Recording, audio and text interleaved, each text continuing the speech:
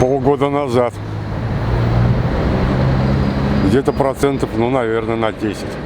Я не помню, честно, не могу вам сказать, когда это было и насколько мне повысили. Но ее повышали, да. Я работаю в бюджетной сфере, поэтому мою зарплату повышали. Моя зарплата зависит от минимального оплаты труда, а она растет. Ну, я, конечно, может быть, хотела бы, чтобы она росла быстрее, но, в принципе, она растет, ну, немного. Повысил сам себе зарплату, работаю на 3 работах.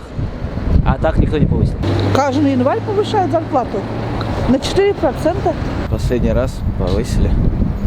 Так, сложный вопрос. Ну, на 5000 где-то повысили. Год назад. Ну нет, не повышали. В последнее время вот стабильно, просто зарабатываю, сколько зарабатывала. Нет, ни повышения не было. В 2018 году от 1,5 до 2 раз. Если премию дают, то 2 раза.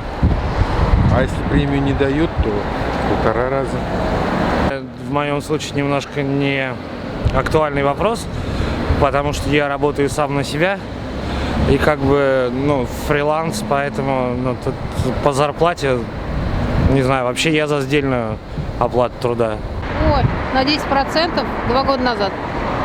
Я ИП, частный предприниматель. Я сама себе хозяйка, сама себе повышаю. Мне? По-моему, меня нигде не брали на работу и не повышали. Я работаю на себя. Но на частной организации, на государство, я просто пенсионером стал в 43 года. 40 точнее. Я уже 11 лет, девочки ДЦП у меня, не могу устроиться.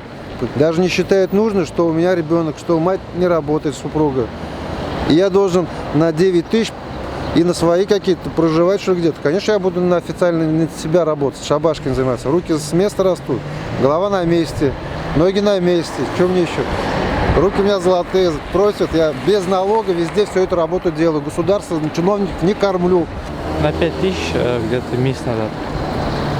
О, нет, подождите. Ну, мы-то не официально работаем. Вообще не повышали нам за это время. Нет, не помню. Не помню.